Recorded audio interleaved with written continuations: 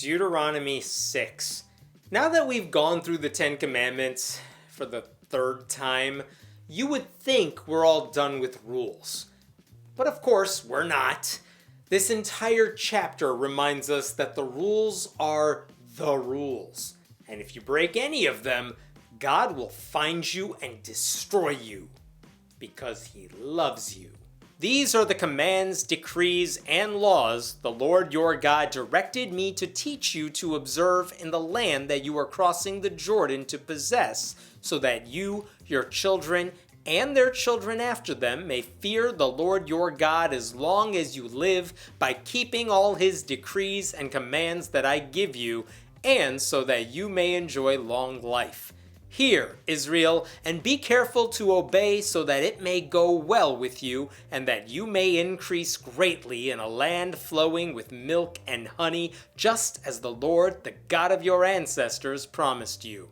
It's adorable how Moses suggests everyone obey the rules so they can enjoy life forever in a land with milk and honey, while downplaying the consequences of disobedience.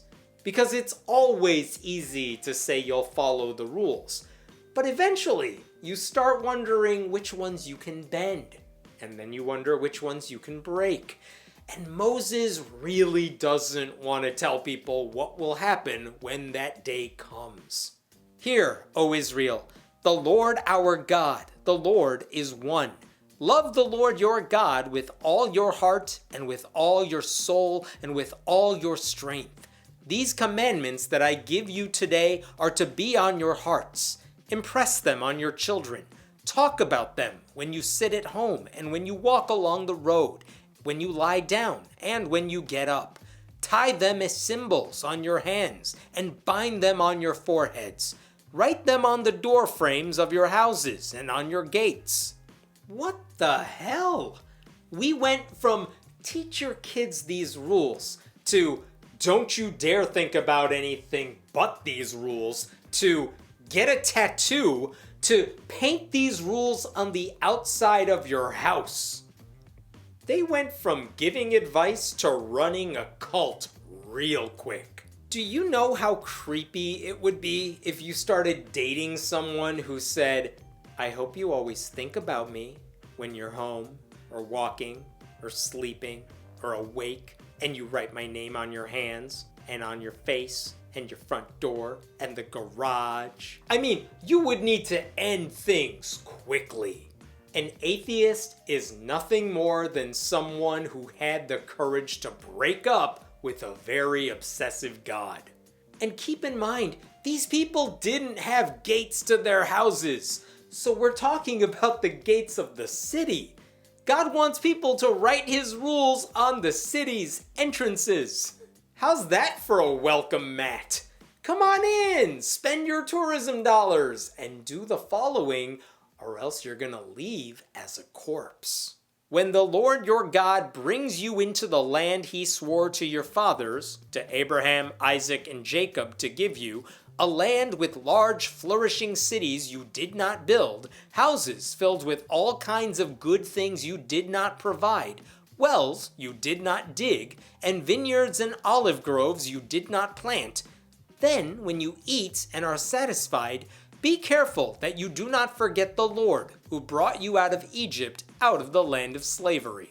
Sure, you didn't earn any of the things you're about to get, so when you enjoy the things that other people built and made, the people you're about to murder with God's help, be sure to think about God, and never about the bodies you slaughtered so you could steal their stuff. Fear the Lord your God, serve him only, and take your oaths in his name. Do not follow other gods, the gods of the peoples around you, for the Lord your God, who is among you, is a jealous God, and his anger will burn against you, and he will destroy you from the face of the land. Do not put the Lord your God to the test as you did at Massa. Be sure to keep the commands of the Lord your God and the stipulations and decrees he has given you.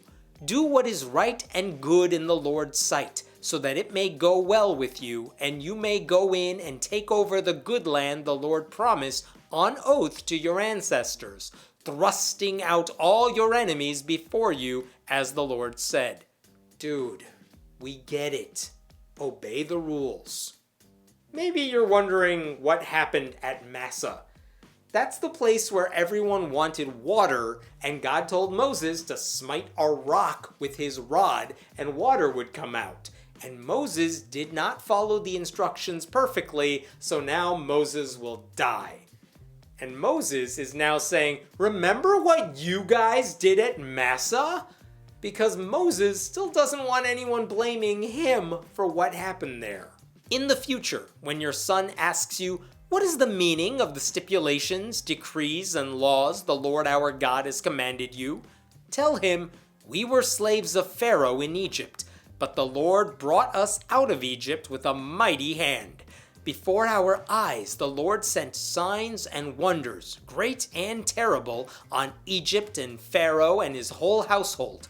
But he brought us out from there to bring us in and give us the land he promised on oath to our ancestors.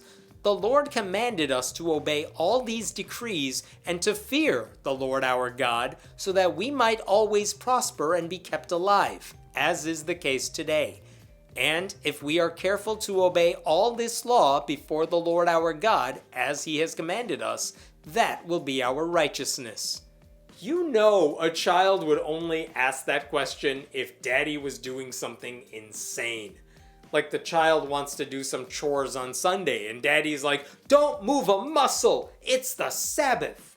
And the boy is like, why are we following these rules? They make no sense. And daddy's like, shut your mouth, I'm trying to save your life. And the boy is like, oh no, we're not part of a cult, are we? And then daddy blinks twice because God is watching. Notice the passage also says, when your son asks you, because even now women are not permitted to speak. This is the first instance of God, via Moses, telling people to answer every question with just have faith. It's an answer that's probably done more to make people question and doubt religion than anything else. And that's it. We have the rules, the reinforcement of the rules, and the excuses you are supposed to give when anyone challenges the rules. I have to say, in a book that means the second law, I appreciate that Deuteronomy just gives us the summaries of the rules. No weird asides, no attempts to explain things, just the facts and nothing but the facts. And by facts, I totally mean fiction.